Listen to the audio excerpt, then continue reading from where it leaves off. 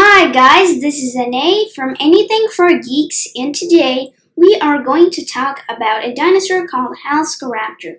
And now, Halszkaraptor was a dromaeosaurid, and dromaeosaurids are animals like Velociraptor, Utahraptor, Deinonychus. All the dinosaurs that we call raptors are dromaeosaurs, and Halszkaraptor belongs in that family. And Halszkaraptor is not like any other raptor though. It actually belongs in a subfamily of its own, the Halszkaraptorni, which was created because Halszkaraptor has a mix of very strange traits that set it apart from other dromaeosaurs. So, what are these traits? Let's get started. Halszkaraptor lived in Mongolia in the late Cretaceous period, around 75 million years ago, and it would have shared its habitat with animals like Protoceratops, its close relative Velociraptor, Tarbosaurus, a tyrannosaur, a Gigantoraptor, Oviraptor, a lot of creatures, and Halszkaraptor isn't like any one of them. Halszkaraptor is very strange, and here's why. First, Halszkaraptor, it has a very long neck compared with normal dromaeosaurs. It had actually a very ostrich-like neck, reminiscent of ducks, like the long necks that we find in waterfowl, like ducks, geese, and swans. Halszkaraptor had a neck like this, and then it had a very long and narrow snout, which is actually uncharacteristic of the dromaeosaurs. This is one reason why it was placed into its own subfamily, the Halszkaraptorni. Animals like Velociraptor have long snouts, but they're not really narrow. They're more they're deeper than Halszkaraptor's snout. But a Halszkaraptor snout is very thin, and again, this is more like a goose or a swan's beak than it is of dinosaur snouts.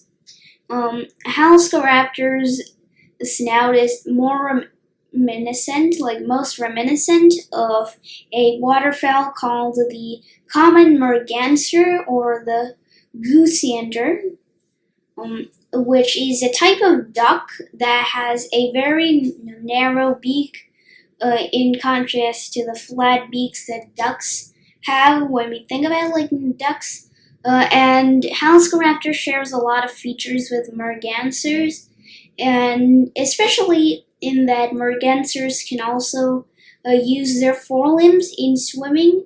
And this is very strange, because most animals that swim rely on their back legs as propellers, and their front legs is steering. But in the merganser, Halszkaraptor it have used its arms to paddle, and its legs would have been more useful as steering tools instead of the propellers. And this is very strange because, as I said, usually the back legs are much stronger. But in Halszkaraptor's case, the back legs are stronger, but they're more suited to walking on land, while the arms are flipper-like and are suited for life in the water. And Halszkaraptor is also amphibious.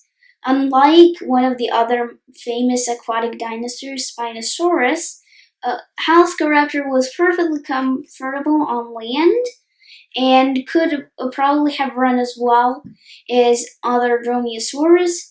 Its legs were not very weak, and this is why Halszkaraptor uses its forelimbs while swimming because its back limbs are better used on land.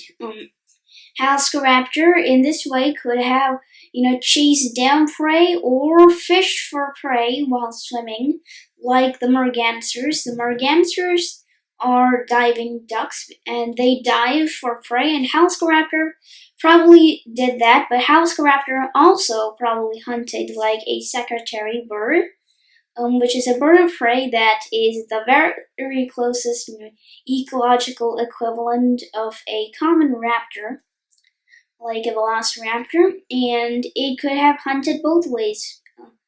Halszkaraptor is Halszkaraptor is amphibious, and this is a trait that is not often seen in dinosaurs. Halszkaraptor is actually one of the very few dinosaurs that exhibit any trait of being familiar and comfortable with the water, being able to both swim and run just as fine.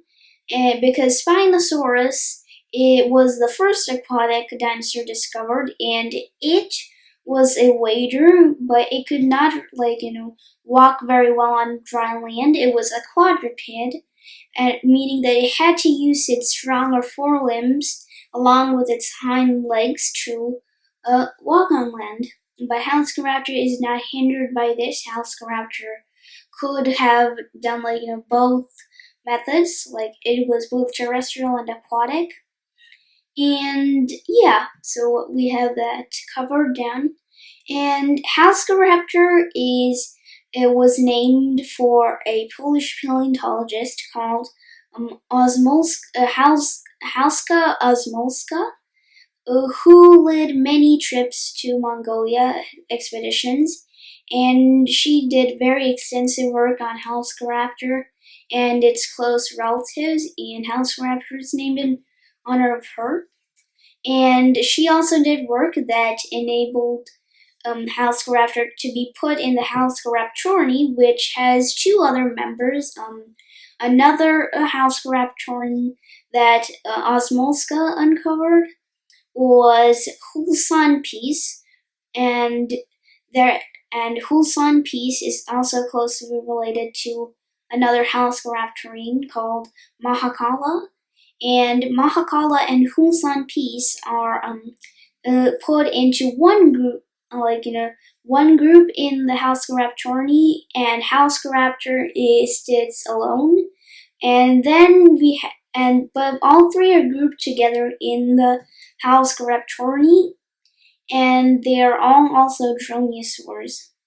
Now, the funny thing is, sometimes with some studies, paleontologists are saying that the Halszkaraptorines are not dromaeosaurs at all, but actually just cousins of the proper dromaeosaurs, because they are so different from what we usually think of as raptors when we think dromaeosaur. And Halszkaraptorines in Dromaeosauridae, they are placed within the family Unanlagidae, and Unanlagidae is a mainly a southern hemisphere group of raptors with elongated necks and usually very long and narrow snouts like the Halszkaraptorines have, but only the Halszkaraptorines are known to have any aquatic features. And the Unanlagidae are actually very close to birds, and so we can think of Halszkaraptor and its relatives as basically the ancestors, or not maybe the ancestors, but the cousins of the ancestors of modern, mergansers, ducks, geese, and swans, which they most closely resemble. That's it for today. I hope you enjoyed this perhaps short video. As always, please don't remember to like, subscribe. Don't forget to comment if you can. Share this video with your friends. Watch other videos on my channel and see if you like them. Bye!